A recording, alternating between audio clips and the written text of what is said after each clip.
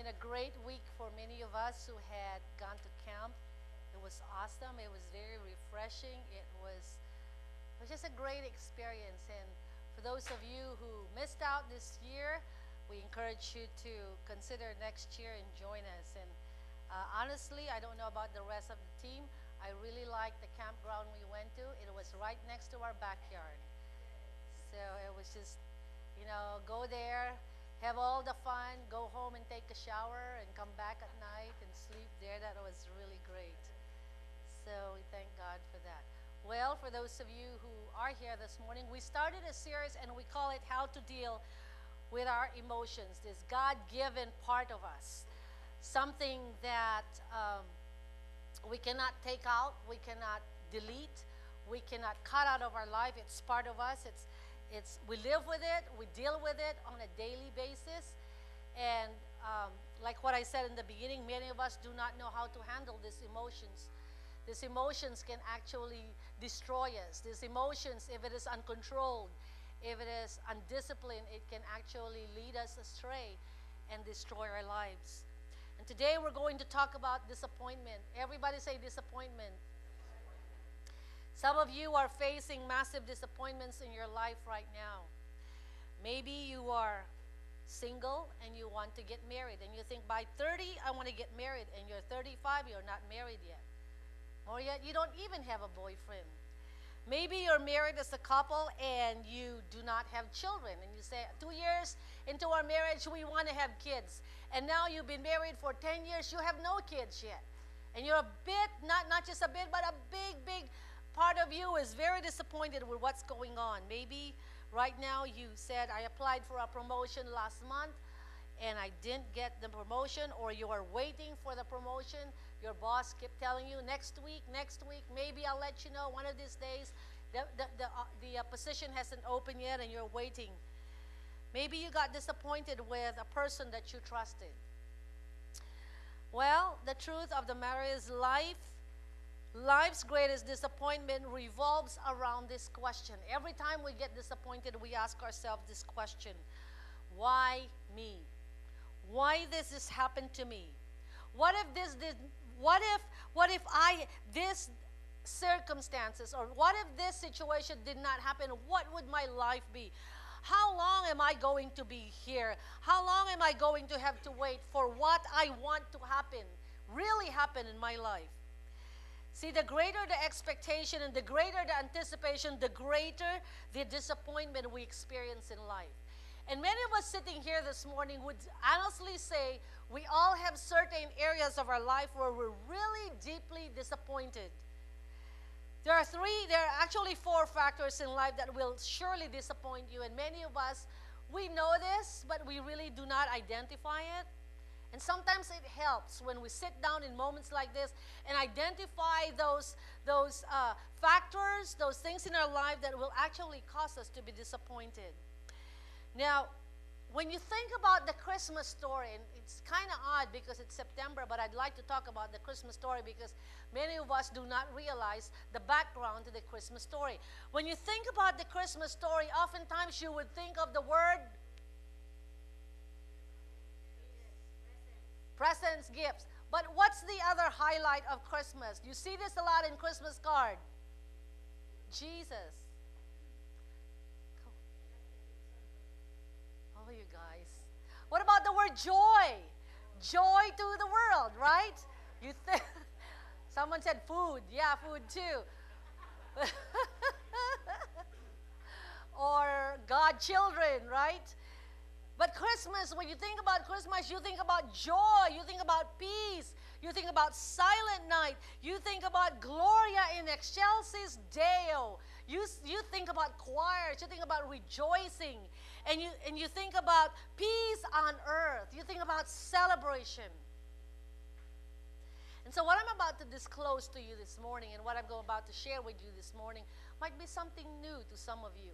Or maybe you haven't really go to that part of the Christmas story because we've been so wrapped up with the nativity and the celebration and the 3 kings and the shepherd and the angels and all that. But we really do not know what happened behind the scenes. Today I'd like to take our talk basically on the very first Christmas. when you look back at that first Christmas, it may surprise you to realize that there was a lot of disappointment going on there. See, when we pastor talk about Christmas, we don't talk about the negative. We don't talk about the disappointments. But during that Christmas day, when the very moment the angel came to Mary and the angel came to Joseph, there was a lot of disappointment going on with those people who were involved in the first Christmas. And it was a disappointment for those people that you put on the manger scene, or a manger scene every year. Now, many times when we hear about Joseph and Mary, we think of them as those extraordinary individuals. We think of them as like, wow, these are superhuman, because Mary must be the superwoman, the very, very extraordinary, that God had chosen her to be the mother of the Lord Jesus Christ. And Joseph must be the superhuman guy. This guy must be like super exceptional from all the guys, the Jewish guys of his time. Not necessarily, not very true. As a matter of fact, Joseph was a carpenter, and Mary was your ordinary teenage girl who's going through her girlfriends and maybe her identity crisis and all the little things that girls go as we grow up to be ladies. Now, all of these players and all of these characters in the Christmas story had faced some great disappointment when they heard the news. Now, and from that, we're going to draw basically the causes of disappointment in our life. Now, let's look at the life of Joseph. First of all, the number one cause of our disappointment are people. Everybody say people. How many of you have been disappointed by people? Those of you didn't raise your hands. This is exercise time. How many of you have never been disappointed, have been disappointed by people? All right? How many of you have been disappointed by your spouse? Oh, some of you are really nice. You better not raise your hands. How many of you have been disappointed by your children? How many of you have been disappointed by your boss? How many of you have been disappointed by so-called Christians? Why is that louder? People will always disappoint us. Isn't that true? And it is most especially true with those who are closest to us. When a stranger disappoints you, you can easily shove the idea. You can easily forget that. When people closest to your heart, closest to your life, disappoint you, that becomes very, very intense. Now let's look at Joseph. What disappointed Joseph? Here's a verse. Here's the story of the birth of Christ. Mary was engaged to be married to Joseph. But before marriage took place, while she was a virgin, she became what? Pregnant. She became pregnant. Joseph, her fiancé, being a just man, decided to break the engagement quietly so as not to disgrace her publicly. Now, Mary all of a sudden got this word from an angel and said to her, you're going to be of child, and the child is going to be of God. So here comes Mary and goes, what? First of all, I'm a virgin. So she comes, all of a sudden Mary was thinking, how am I supposed to tell this to Joseph? So she was waiting for the perfect moment and the perfect occasion. Finally, when that moment came, when they were alone, having dinner in McDonald's, and as they sat there, Mary said, Joseph, I have something to tell you. And Joseph realized, wow, this must be serious. Her face, her expression is very real here. This is serious. So what is it, Mary? Whatever it is, I can take it. Come on, let me know. We're engaged, and I cannot wait to marry you. Have you ever told that to your girlfriend, man, when you were courting? I cannot wait for you to be my wife. Sometimes when I do premarital counseling, you will not be surprised what some of these guys would say to get the girl just to marry her, to marry them. And so as they sat there, Mary said, Joe, I want to let you know that I'm pregnant. What would you say, man? And Joe is like, you're what? I haven't touched you, Mary. We haven't that's how you do it. You don't touch a girl until you actually walk down the aisle. And after that, so he goes, how did it happen? And here comes Mary. Joseph, who's the father, Mary? God. Now, man, seriously, would you believe that? Would you buy that? I can almost imagine Mary having this conversation and saying, Joseph, I am pregnant with God. And Joseph turns to her and say, come on, Mary, try something else. God? You're pregnant with God? How dare you even, how dare you even lie to me like this? As a matter of fact, Joseph was so disappointed, the Bible says, he thought of breaking out the engagement with Mary quietly, so that not to disgrace her publicly. The marriage did not almost happen in the life of Joseph. Now, is that massive disappointment or what?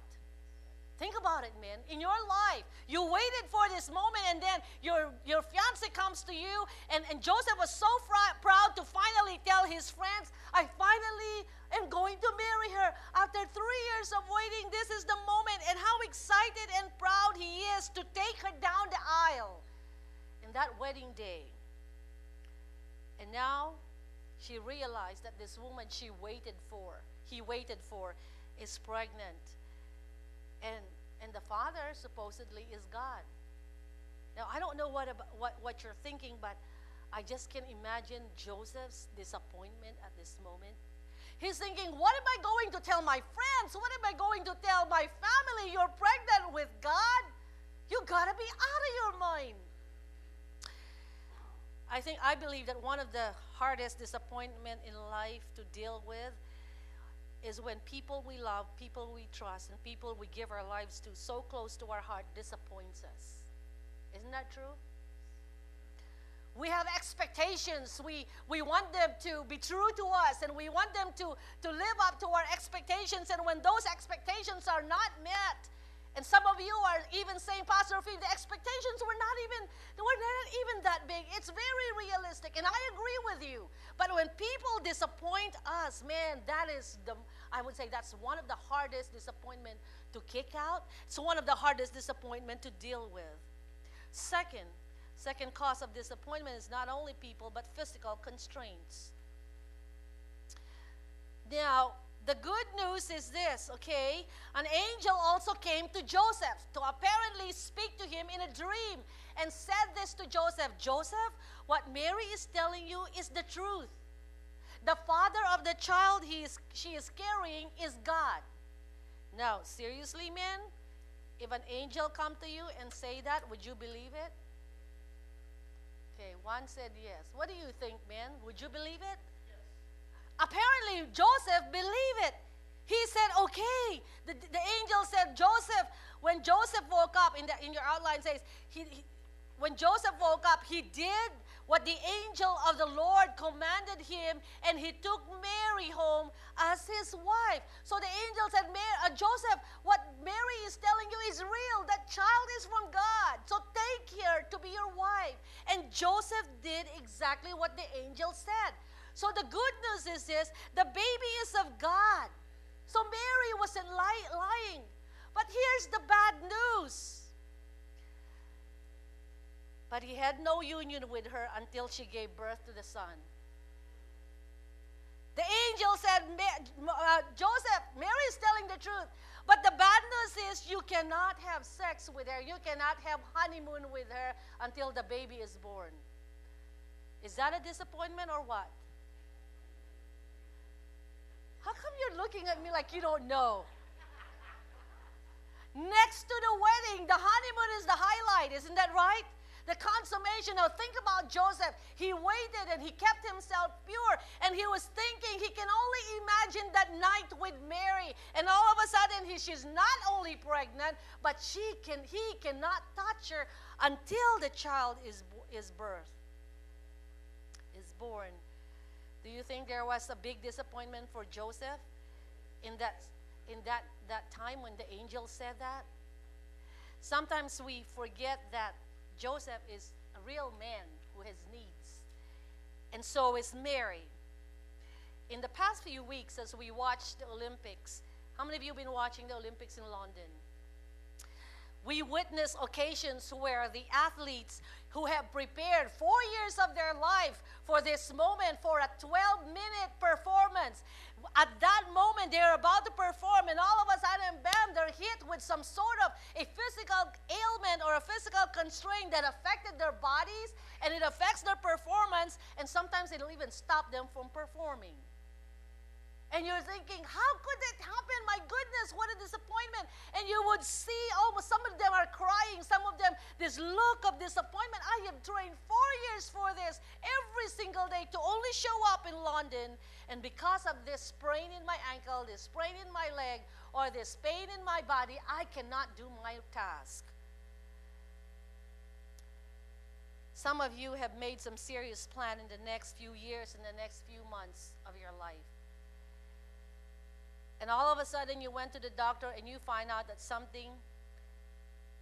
there's something wrong with your body and something wrong with your health that's going to alter that change that you made in the last 3 days or the last 3 months. We have a family in our church who are very open and had shared to me, Pastor Phoebe, next year the plan, and we were talking about this basically sometimes in January, and she was saying, my plan is next year I'm going to bring my entire family, my kids, and all of us, we're going to go to the Philippines and celebrate this grand reunion with my school. I want to show them my family and just have a family reunion with my entire clan in the Philippines. And I'm looking forward to that. And you can tell she was very, very excited about that event. About 2 months ago, she came back to me and said, Pastor Phoebe, they found something in my kidney. I have a problem that's going on in my body. And I said, okay, we'll pray. And then after that, just about 2 weeks ago, she came back to me again and said, Pastor Phoebe, we can no longer go back to the Philippines. I was like, why? That is a year from today. Isn't the doctor going to be able to address the problem in more than a year? And she said, it's not that easy. I said, my life is totally different now. Things have changed. And because of what the doctors have found out, all our plans are not going to materialize. You think that was a disappointment? Absolutely. And some of you today are dealing with physical ailment, maybe things in your life that you're saying, God, I really wanted to do this, but now I'm sick. And you're thinking, I cannot be able to do this. I was just talking to a couple last month, and they came and they said, Pastor Phoebe, we're good parents, we're able parents, we love kids and we love children. Why is it that God doesn't open our womb and have a child? And they said, we've gone through several testings and we've gone through several fertility clinics and helps, and it's been 12 years now and nothing's happening. We're kind of worn out, waiting, and we're very disappointed. We are Christians, and we love God, but nothing's materializing in our life. Physical constraints. The third cause of disappointment in life is circumstances. And this could be positive and negative circumstances. Someone said, Pastor Phoebe, I got a high-paying job offer in another state. Bad news. That means I have to uproot and relocate my entire family from everything that meant dearly to us. We grew up in Southern California. We love San Diego. But now we're going to have to uproot our family and move. Should I take that? Should I even do that? Mary, can you imagine Mary expected a wedding? Every bride loves to have the best wedding in the world. Isn't that right? One of the highlights of getting married is when a bride begins to plan her wedding, pick her bridal entourage, and the best part is to pick her wedding gown. Mary expected a great wedding, expected a great life.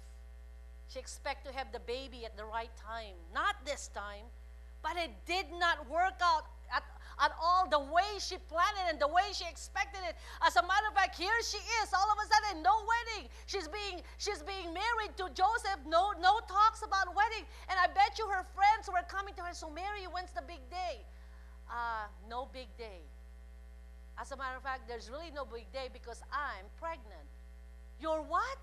What happened to the plans of having this beautiful wedding, the dream that you have? And from that day forward, everything that was just out of plan, out of whack, out of control, and Mary was just living day by day. Notice in the verse, this is what happened to Mary's basically entire life. Luke 2:6. And while they were there, the time came for her to what? For baby to be born. She gave birth to her first child, a son. She wrapped him in snuggly strips of cloth and laid him in a manger because what? There was no lodging available for them. Talking about circumstances that were working odds against you, and you're thinking, why is this all happening? Mary and Joseph together already, they said, okay, fine, Mary, we're going to raise this child, you're going to have a baby, and he's going to be the Savior. He's going to be the King of Kings. So you know what? The least I can do, because he's a carpenter, I'm going to build this child the best nursery. I'm a carpenter. I'm going to build this child a crib, a drawer, a nice room, and prepare everything for you, Mary. At least that's the least I can do to the Son of God. Did that happen? No. As a matter of fact, he was on his way to Bethlehem to pay taxes. And he was going to register Mary now as his wife. And at that moment, on their way there, there's no Cadillac, there's no SUV. They were in a camel. Or no, not camel, a donkey. Now, how many of you have ever ridden a mule? It's not first class. When you ride on rocky ground, I can tell you this, your bottoms doesn't feel good. And we were talking to the girls, maybe that's why she went on labor, because of all that moving and tugging that the donkey did. And maybe, but can you imagine that? She went on labor, and all of a sudden as she goes on labor, first of all, she realized, my goodness, there's no place. We're in Bethlehem. We're in a foreign place. I think the worst thing to have a child is in a place outside your home, outside where family is. And that's exactly what happened here. Circumstances were working against them.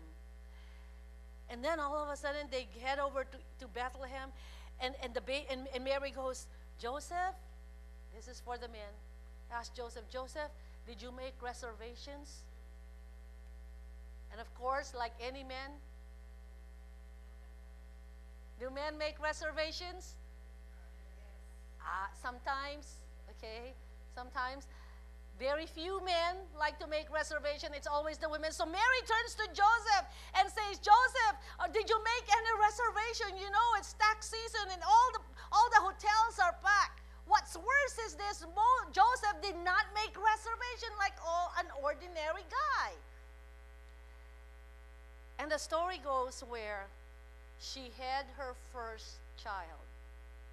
And I don't know about you, but firstborn children are always very special.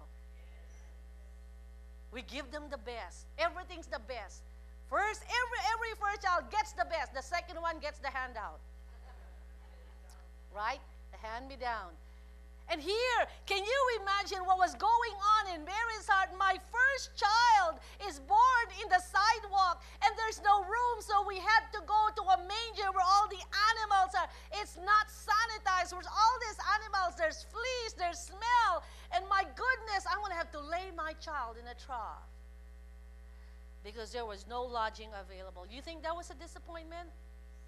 My goodness, that alone is going to blow away her mind and thinking, what is going on here? God, if this is for your child, at least have the decency to control the labor and let me have this child in my own home in a brand new nursery. Can you imagine the labor pains and the cows looking at you? My goodness. There was disappointment, maybe an argument. Joseph, if you had made reservation, we would not be going through this. How about you? Were there sudden changes in your situation and your circumstances that has been such a major disappointment to you at this point of your life? Maybe your plans are not materializing and you're extremely disappointed right now, and you're in a point where you're thinking, gosh, what is going on in my life, God? The fourth cause of disappointment is ignorance. Our lack of knowledge or an awareness of facts and information can cause a major disappointment in our lives. And that's that's one of the main reason why I require couples to have premarital counseling, because I told them, I don't want you to go to surprises. You need to know what's going on. And this was the disappointment of one of the supporting characters in the Christmas story. Now, the wise men here, they knew that something happened. Knowing they are students of historical matters, historical facts. So as they study the history and they look at the stars, they were comparing and they begin to say, something just happened. Something just happened in the world today. They're looking, a child is going to be born and a king is going to be born today somewhere. But they do not know where this child is. So guess what? By natural thinking, they said, well, it's a king. So naturally, where would a king be born? In a palace. So what the Magi did at that time is they went to the palace in the capital city, and they're thinking, okay, this is Jerusalem, this is the capital city, this is where all the happenings takes place, so it's logical for us to go there. They went to Jerusalem only to be disappointed because the baby was not in the palace. They heard that a king was to be born, but there was no one in the palace. And they're thinking, where is this child? They realized they missed one of the greatest and the most epic event in the world. It has just taken place, and they missed it. Notice what Matthew 2:1-2 says. Magi from the east came to Bethlehem and asked, where is the one who has been born king, what? King of the Jews. Now, finally, they were sent by a star. Now, this might rock your Christmas story, but believe me, I'd like for you to think about this. Many times we think that the baby was born, the angel spoke to the shepherds, and the Magi's came, correct? And everything happened in the manger. According to history and according to tradition, what is believed is that necessarily did not happen just like that. It took 2 years before the Magi found Jesus Christ. Not in the manger, but in their little home in Bethlehem or in Nazareth. So it's not really the way we say, and you ask me, Pastor Phoebe, oh, you just rocked my Christmas story. So what happened there? Well, I guess men wanted to create that story, so they just put it like that, so it will be nice in the nativity, right? You don't put the three kings 6 days later. No, you put them there all at the same time. They're part of the Christmas story. But actually, in reality, it took the Magi about 2 years before they found Jesus Christ. Now, do you think there was frustration looking for this Christ? Of course, there was frustration. They do not know. There's no more information to work with other than what they've learned from the past, from history, and the star that was guiding them. Now, it reminded me of a story I heard of a couple who were given free tickets to a 3-week cruise in a beautiful, luxurious cruise liner. After receiving the ticket, they were so excited. They were so overwhelmed. They packed and they got on board. As they got on board, everything was so beautiful, and they were so amazed and astounded by the beautiful crafting of every corner of this liner. And so they toured the ship all day. And finally, when lunchtime came, they got tired. They sat down in the corner. The wife opened her suitcase and took out a peanut butter sandwich. Gave it one to the husband. So they sat there and they enjoyed, honey, this is the best vacation. Oh, wow, this is beautiful. And they were eating. Come evening, they found a lounge. They sat down in the lounge and fell asleep there and like, wow, this is the best. It smells good. It's beautiful. It's soft. And day in and day out, they would do that. They would walk around the ship. And once in a while, the ship would go in a dock and all the passengers would go down. And they would watch the passengers. And I'm like, wow, look at all these passengers. They're going down. But they stayed in the ship. They just walk around and walk around. And during lunchtime, they'd go back and sit down in the same corner and pull out a peanut butter sandwich. And they did that all day and all night. Finally, the ship went back to the dock. And the passenger went off board. And their friend came to pick them up. They got in the van. And the friend was so excited and saying, so how was the trip? It was so great to have you go out finally. Did you enjoy it? And they said, yes, the ship was exquisite. We toured every corner of the ship. It was beautiful. It was beautiful, except for the fact that we ate peanut butter sandwich every day and slept in the lounge. And their friend were like so taken, so surprised, like, what? Didn't you realize that including in your ticket, you had first class cabin and you had basically 24/7, if I'm not, 24/7 buffet open for you. But the couple were just sat there frozen, completely ignorant of what they have missed. Their friend, a little bewildered and confused about their experience, began to just say, you missed out. The story goes on to say that the couple was so disappointed that up to this day they sit in the dock and look at the ship line, the cruise line, and go in and out, and with disappointment they said, we could have, we should have. Talking about disappointment, do you think that they're disappointed? Now the people involved in bringing God to us, Jesus, had their own share of disappointment. And yet today, we talk about Christmas and we forget. We thought everything in Christmas was glamorous. But the reality here is we had the very first characters of Christmas had major disappointment in their life. And the truth of the matter is, can you imagine that even the very picture of the people that God used to bring about the Savior had experienced disappointment? What are you disappointed today? Didn't get that promotion? Disappointed you didn't get a girl when you wanted a boy? One of our ladies, one of our families said, Pastor Phoebe, we're having another girl. We wanted a boy. And I said, get over it. I had 3 boys. But before we talk about the way Christmas superstars deal with their disappointment, I'd like to talk to you about how most of us handle disappointment in life. I think there's something for us to learn in this. There are 4 messages we send ourselves that don't work in handling disappointment. Sometimes when we get disappointed, we become very demanding. That's one response to disappointment. We demand an explanation. Explain to me. Give me a reason. We demand answer and we demand payback. Or we say, when you needed something I gave to you and gave a lot, I expect you to do the same to me. The problem with demanding is it doesn't work. Did you notice that? When you demand out from people, they become resistant to it.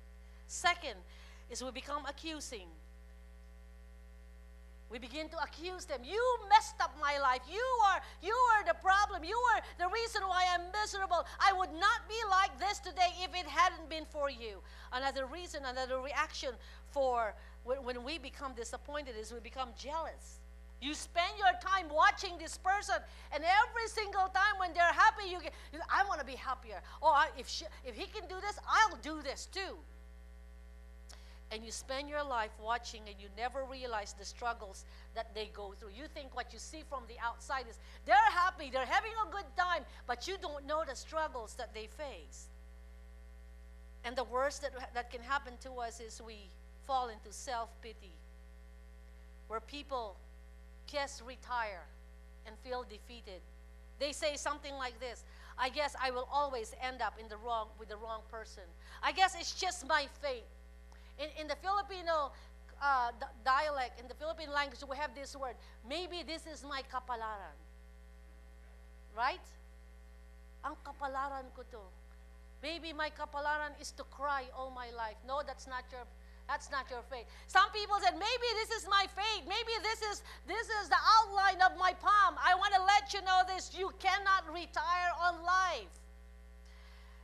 None of those strategies work to overcome the feeling of disappointment we have, because those feelings will leave us bitter, it'll leave us depressed, it'll leave us angry, and eventually cause us to fail. Let's look at how the Christmas characters handled the disappointment they had, and hopefully we can learn from them. First of all, let's look at Mary. How did Mary face her disappointment? Hear what God has to say about it. This is important because The moment we get disappointed, basically, we get really confused. And there's a lot of voices. Mary, at that point, learned to hear God's message for her. Hear God's message. Did you notice that when you get disappointed, there's many voices you hear in your mind? There's many advice. There's many voices talking to you. Maybe it's this. Maybe it's not. We get disappointed by all kinds of things, and it doesn't help when we hear so much voices that confuses us. Mary at this time chose to listen to God's message. Notice what it says. The angel went to her and said, "Greetings." Okay, so let's stop. I'm going to ask this group to be the angel, okay? And you will be Mary. So, angels, read. Ready, go.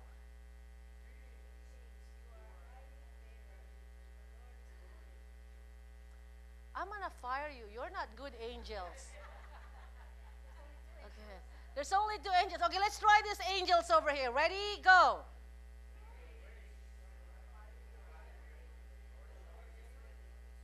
Oh, dear. There's more of you, but not together. Let's try this last group. Ready? 1, 2, 3.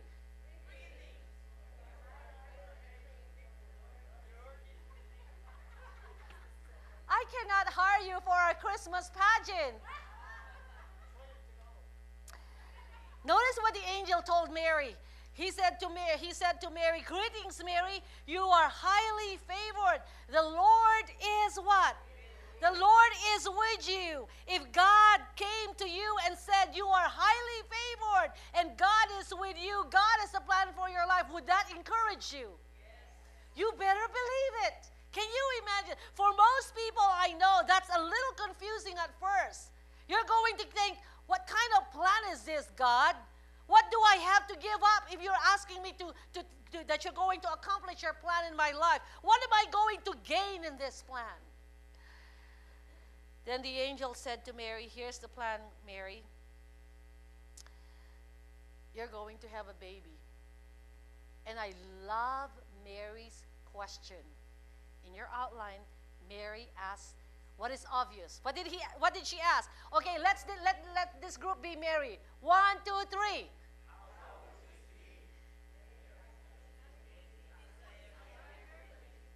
How will this be? How will this be? She asked. Mary asked, "I am a virgin." Is that an obvious question? Of course. Can you imagine this? Mary comes to God, to the angel, and said, "You gotta be kidding. I have never slept with a guy. I had never had sexual intimacy with him. And you're telling me I'm pregnant? How will this be?" Folks, can I say this? When you are going through a disappointment in life, the best thing that you can do is bring your questions to God. Ask Him, "God, why am I still like this? Why am I alone now? God, why did she die? Why did he die? God, why am I still single? God, why did my business fail and her business succeed? Why is my marriage failing and their marriage is succeeding? God, why?" Can I say this, and you hear me a lot say this? God is never intimidated with our questions. And I think the best thing that you can do in your life is just be honest. Just like Mary, how can this thing happen? I'm a virgin. Because you know why? When we ask God question, He answers. Notice what the angel answered to Mary when Mary asked that question. He said this. Okay, ready? Everybody will be the angel. 1, 2, 3. Wow, can I get a witness? Because Mary chose not to be afraid. Mary chose not to hide her feelings. And Mary chose to be completely transparent with God when say, "How can this be?" God gave the answer that only God can do. He said, "Mary, nothing is impossible with God." Can I say this to you, folks? Never be afraid to ask God obvious questions. God, why did they get married and I didn't get married? God, why did they have babies and I didn't have babies? God, why did she get the promotion and I missed the promotion? God, why? Ask God the obvious questions. The one that's been tagging in your heart. the one that's been biting you and sucking the life out of your heart. When you ask God the obvious question, you know what happens? You become real with Him. You become open, and your heart is open to hear incredible answers that He gives you. The longer you mask yourself, the longer you hide behind those sheets in your face, God cannot hear you. Cannot hear God, and God cannot speak to you. Mary heard one when the angel said, Mary, with God nothing is impossible. And this is how this can happen. Life sometimes brings us face to face with things that are impossible. How many of you are facing impossible situations right now? A grief that seems unbearable to bear, or a relationship that seems impossible to be restored, or a problem that seems impossible to be solved, or a financial situation that seems impossible to recover from, or a disease that's been declared as incurable. The word for you this morning is nothing is impossible with God. Now, why does God allow us to go through impossible situation? Why can't He just solve the problem right away? Because He can. Why does God allow us to go to those impossible situations in our life? And you know why? Because it is the only way He can show you who He really is in your life. Are you with me? It is the only way for Him to show you who He really is and what He can do in your life. If God can do anything, some of you are thinking, then why doesn't He send $1 million check to solve all my problems? God would not do that. Some of you this morning are facing incredible challenges in your in your life. And you're asking God, I don't know what's going to happen in my life. I was talking to a lady during camp and said, Pastor, if you please pray. I don't know what's going to happen with my career. Everything is in limbo. Everything right now is put on hold. See, the incredible thing about the Christmas story is that God takes the ordinary. God takes the impossible, and He performs a miracle in the impossibles. The most important miracle that God does every day are in the ordinary details in our life. Did you know that? Some of you are praying for the big miracle to happen, and God says, I am already doing a miracle in your life, just waking you up and allowing you to make it just day after day. And God's telling you, I am taking care of you. I will take care of you, but you've got to trust me. That's where He shows you His incredible love. It might be sometimes an ordinary conversation or an ordinary phone call. Maybe you were listening to a song in your radio, and all of a sudden, bam, you hear this song. And you're thinking, wow, God, that's you. Or you sit here on Sunday morning and you're listening to a message and you say, why does Pastor Phoebe always talk about me? No, I do not talk about you. God's talking to you. Or it might just come by walking in the garden. I believe the miracle He works in the ordinary are greater than the miracles He works in the extraordinary, because they show what God is able to do in our lives. Do you want to see God's incredible love in your life? Do you? Take that impossible situation and let Him show it to you there. What impossible situation are you facing? I know that some of you this time you are facing circumstances in your life where you feel there's no way out. I don't know how I'm going to make it through this one, Pastor Phoebe. Can I say this? Possibly that's the place where God wants to show His miracle and His love in your life. Once you begin to do that, the second thing that begins to happen is you begin to see God's purpose. See God's purpose. Everybody say purpose. See, the problem with us is when disappointment comes to our life, all of a sudden we have this cloud that covers our eyes. And when disappointment happens in our life, we get derailed from our plan. If you're headed towards south and all of a sudden the disappointment comes, all of a sudden you veer towards the left and you're headed somewhere else and you're thinking, where am I? What's going on in my life? The clouds of disappointment start to lift in our eyes when we realize that no disappointment can erase God's plan in our life. I repeat, no disappointment can erase God's plan in your life. The greatest disappointment that you had cannot keep His plan from being accomplished in your life. And some of us have no clue what's on God's menu for our life. We have no clue what His purpose is, and we're sitting here. But if you really want to lift up basically that disappointment in your eyes, you need to say, God, no matter what, I know you have a purpose. How do you start seeing God's purpose in your life? First of all, you need to realize that He has a purpose for your life, right? Look at what Mary and Joseph had to know. Matthew 1:22-23. All this took place to fulfill what the Lord has said to who? To the prophets. The virgin will be with child and give birth to a son, and they will call him what? Emmanuel, which means God with us. Now take this. The Christmas story did not only happen right there. God did not say, okay, I'm going to put a twist in the story. Let's have the baby now. No. As a matter of fact, hundreds and hundreds of years before even Mary and Joseph were born, this plan was already given. In the Old Testament, the prophets, it says here, the prophets talk about this. God says, this is my plan. Some people think, oh, and God decided to have the child born in Bethlehem. No, He did not decide it right there. As a matter of fact, this was planned years and years, hundreds of years, even before that moment. These events that were filled with disappointment for them was the very plan God had for them. See, when you begin to look for God's plan, do you know what you discover? You discover that oftentimes our disappointment were actually God's appointments in our lives.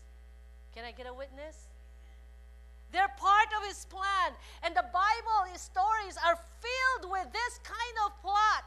In the Old Testament, you have Moses leading out the children of Israel from the promised land. That's God's plan. But guess what? In the middle of the plan, they were faced with the Red Sea. Isn't that right? But it was part of the plan. And if you know the story, they got out of that. And then when Jesus came in the New Testament, all of a sudden, the disciples followed this guy for 3 years. They left their job. They left their family and followed Jesus. And then one Friday night, my goodness, they looked and He was hanging on the cross. You think they were disappointed? He was hanging on the cross. I can almost imagine what's going on in their mind. They're saying, hey, what's the matter with you? You raised the dead. You healed the sick. You perform miracles. You can even control nature. For goodness sake, come down off that cross and perform one more miracle. See, some of you are in that time between a disappointment and recognizing it's God's appointment in your life. Remember, Jesus died on Friday, but He resurrected when? Sunday. It's 3 days. For the disciples, this feel like forever. They were so ashamed. They were so disappointed. They cannot believe the guy who they followed all 3 years of their life is hanging on the cross. And that 3 day must be like for eternity for them. But it was still part of God's plan. Now, I don't know what you've been waiting for. Maybe you're facing the Red Sea. Maybe you're facing a mountain and you don't know how to cross this. You don't know how the Red Sea is going to divide. You're feeling that there's been a crucifixion, but there's no resurrection yet. You're in that crucifixion and you're waiting, God, when are you going to resurrect this? I want to encourage you this morning, hold on. God has a plan. Tell the person sitting next to you, hold on. God has a plan. Now, does this mean that every disappointment that happens is good? No, of course not. There are some disappointment that happen in your life that I'm angry about. I'm saying, God, this is just unbelievable. How can this happen to this person? It is just not acceptable. So not all disappointment are good, but here's one thing I can say. In those moments, God can still work through our life. He can still turn those ugly disappointments and work something good out of those. See, how many of you will admit that sometimes the disappointment we bring to our life are our fault? We play a role in that. But can I say this as a word of encouragement? God often takes the tragic event in our life and He turns it around and He performs a miracle in those tragic moments. But you need to be able to wait and say, God, I'm going to trust you in this. Proverbs 19:21 says you can make many plans, but what? But the Lord's purpose will prevail. You can count on that one. When my plans and God's plans doesn't match, guess whose plan is going to prevail? God's plan.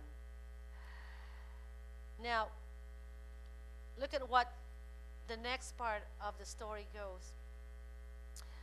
When Mary was disappointed, she chose to do something. And I did not include the worship of Mary, which is the third point here. When you are disappointed in life, choose to worship God's Son, Jesus Christ. Circle the word worship. The word is used a lot in church, but what does it mean? Does it mean come to church, sit down, sing some song, listen to the message, and then walk out? Notice what the Message version says about worship. It said there, your worship must engage your spirit in the pursuit of what? Of truth. That's the kind of people the Father is looking for.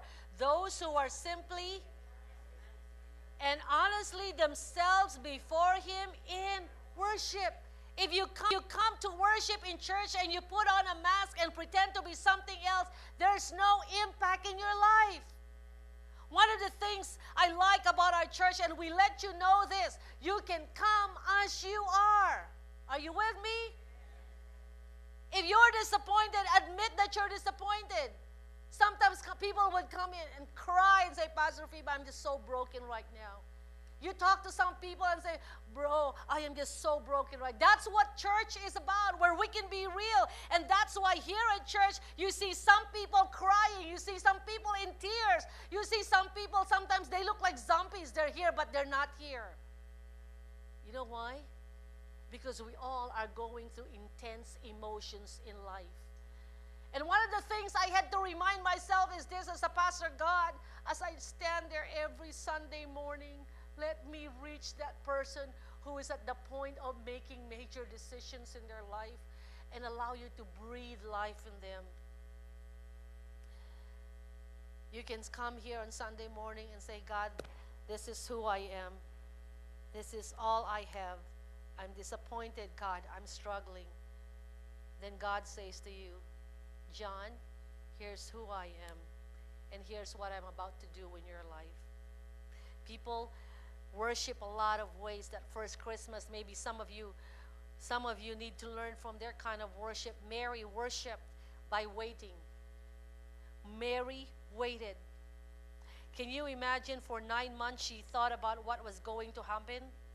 Did you know that sometimes the most worshipful thing you can do is wait? Tell the person sitting next to you, wait. Wait for what? Wait for the right answer from God. Now, what's the most disappointing thing you have to face in life?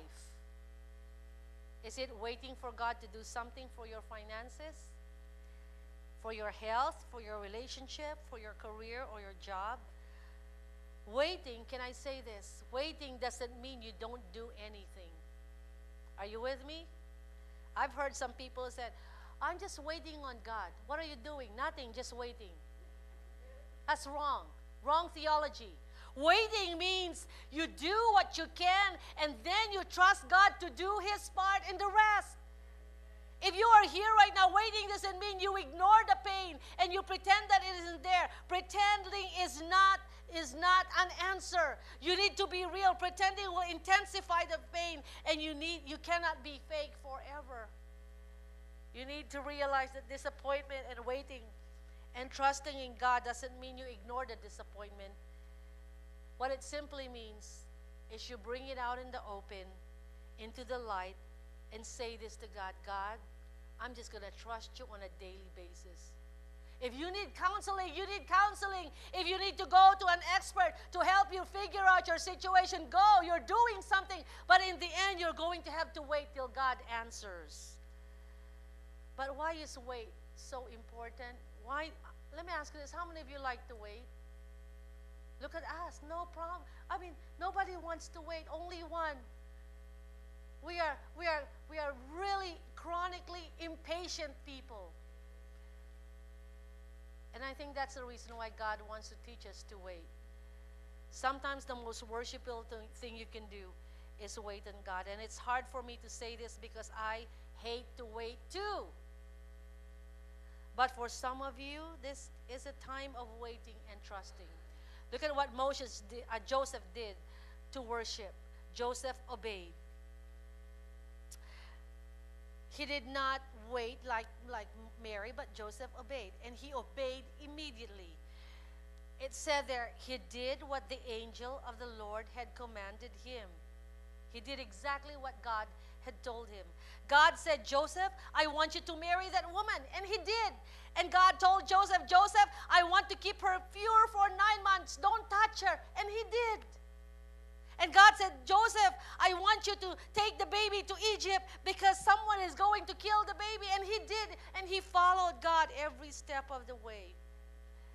Some of you, that's what God is telling you this morning. To begin the lift of disappointment from your life, God is telling you, child, why don't you just do what I'm telling you to do? How do you know what God is saying to you and telling you what to do? Here's one of the ways. Of course, the Bible, of course, through prayer, but here's one of the ways. Have you ever been driving and all of a sudden you have a thought, and the thought goes like this: I really should apologize to my wife or to my spouse for neglecting her all these years. If you're driving and you have that thought, I can tell you right now, that is from God. The man said, no, it's not from God. No, that is from God. Are you with me? But where is that in the Bible, Pastor Phoebe? Oh, God does not have to give you the Bible. God is speaking to you. That thought can be, I really should apologize to my children whom I have emotionally abused all these years. Or I really should get my spiritual journey to the next step. You're driving and God said, you need to take that class, you know. Or you really need to consider following me in water baptism. You need to spend more time reading your Bible. Believe me, when you have thoughts like that, that's God speaking to you. And the way you respond to that basically is up to you. Will you be like Joseph and say, God, I'm so disappointed right now with what's going on in my life? And God says, hang on, child, I just want you to wait. I am building you inside out. Don't make any major decision, just hang in there. Where do you think that voice is coming from? To worship would be to obey that prompting and say, yes, God, I know it's hard, but I'm going to do it. Let me ask you this. What is it in your mind that you're thinking, this is what I need to do? And when you do that, you have made a step away from disappointment and that step towards hope. Let's see how the wise men worship. The wise men worship by giving a gift. They're probably the most familiar worshiper in the Christmas story. We see this. Matthew 2:11 says, on coming to the house, they saw the child with his mother Mary, and they bowed down and they worshiped him. Then they opened their treasure and presented him with what? Gifts of gold and incense and myrrh. I can't think of a better way to deal with disappointment than to really give gifts. The sad thing sometimes is when we get disappointed with people and circumstances, we become selfish. We become stingy. Fine, you didn't give me, I'm not going to give to you too. Right? I'm having a hard time in my finances, I'm not going to give. But we see in the Christmas story, when people experience disappointment, that the wise men were looking for 2 years. Can you imagine that? But when they saw Christ, they decided in their heart, they worship by giving him a gift. Can I give you a word of advice? For those of you who are thinking, my life's a mess and I'm just in a waiting period, I am miserable, I don't know what to do. I have a lot of time in my hands. I just don't know what to do anymore. Why don't you try giving your life away? There's lots of volunteer service out in San Diego. Why don't you go to convalescence? Why don't you go to the mission? Try to give your life away. And pretty soon, why don't you? And that's the reason why during worship on Sunday morning, we have a moment where we say, take a moment and worship God with your life. When you give your offering to God, do you think, God, okay, I'm paying you $1, take care of me? Or do you say, God, I worship you with what I give you? Maybe you've been disappointed in the last year or since the beginning of this year. You can choose one more year and sit down alone in your house and wallow in disappointment. Or you can say, God, I'm going to do something about it. I'm going to give my life away. How about the shepherds, the final group? How did they worship? Notice what it says there. Then the shepherd told everyone what had happened and what the angel had said to them about this child. You know what the shepherd did? They talk about what had happened. They just talk about what they experienced. That is something that gives you hope. Can I say this? When you talk about your God moments, when you talk about just how you make it day by day, folks, can I say this? That will breathe in a lot of hope in you. The shepherds share it the same night they heard it. It's not as if they went to church and they waited a year. No, that moment, when they went out, when they went home to their families, they said, guess what? We were in the fields and the angel came and we went to this baby and we worshiped this baby is in the manger, and they talk about it. How many of you, let me ask you this, how many of you like the sessions that we have here on Sunday morning? How many of you, the sessions help you? Can I say this? Have you ever talked about this to somebody else? Because you know what? There are many people who are dying to hear this same message that you just heard. Somebody in your cubicle. And here's something I'd like for you to start with. I'm just going to give you, I don't know how you do it, but here's something very creative that will definitely get their attention. You can say something like this. Walk into your office and say, guess what? My pastor, she's so crazy. First of all, you're going to say, my pastor, she's so crazy. First of all, you have a woman pastor, that'll get their attention, isn't that right? And then when you say, she's crazy, why is she crazy? And she goes, well, she said this yesterday, that our disappointments are actually God's appointment. Can you believe that? And you pull out your outline and say, look at what she talked about yesterday. Look at this, my gosh. We get disappointed with people, physical constraints and circumstances. Right there, you're talking. You don't have to stand in your table and say, ladies and gentlemen, I'm going to preach to you the outline my pastor gave me yesterday. No. You know what happens when you talk about your God moments? There's something that empowers you. There's an impact in your life. That's basically what happened to the shepherds when they went out and began to talk about their God stories. All of a sudden, the entire village rejoiced and celebrated. Matthew 12:21 says, and in his name will be the hope, what?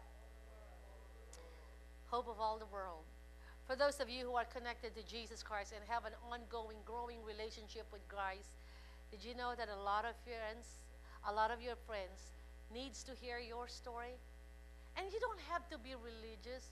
You don't have to shout. You don't have to point fingers. You just have to talk. Tell the person sitting next to you, just talk. And I love what Paul reminds us in Romans 9:33. He said, anyone who trusts in him will what? The point is this, you have a choice this morning. Am I going to choose to trust God? Or am I going to choose to wallow in my disappointment? Would you bow your heads this morning? As we close today, I want to give you the opportunity to just sit there and reflect for a moment. I'm sure throughout the course of our talk this morning, God has been nudging you, and there are areas in your life where you say, okay, God, maybe I just need to wait. Or maybe, God, I need to obey. Or maybe, God, I just need to come out of myself and give more. Or maybe, God, I need to share my stories of how you take me from day one into where I am right now, because it's really just a miracle that I'm even here, getting up and having purpose. Because of this disappointment has really sucked the life out of me and just drained me completely. As we close today, I just like to give you an opportunity for some of you to maybe pray a prayer like this.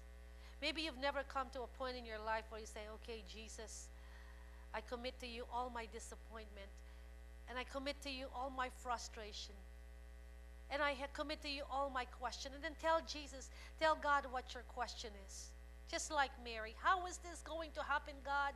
How are my finances going to get better? How is my life? How is my marriage going to be restored? Why don't you take a moment and whisper that to God? Lord, across this room, there are people whispering their disappointments to you. And I know, God, you hear every single one of them. For some of you, maybe this is the first time you are going to pray a prayer like this, saying, follow me quietly just where you are. Say, Jesus Christ, I want to trust you and commit my life to you. I realize that there are many areas in my life where I am extremely disappointed. And I try to demand. I become accusing, and I become jealous. And now I am in self-pity mode. And I realize that I couldn't get myself out of this, God. So this morning, I am giving you my life, and I'm asking you to take over my entire life. I'm asking you, God, to lead me and navigate my life through this disappointment. This morning, I ask you to take over my future and my present and heal me of my past.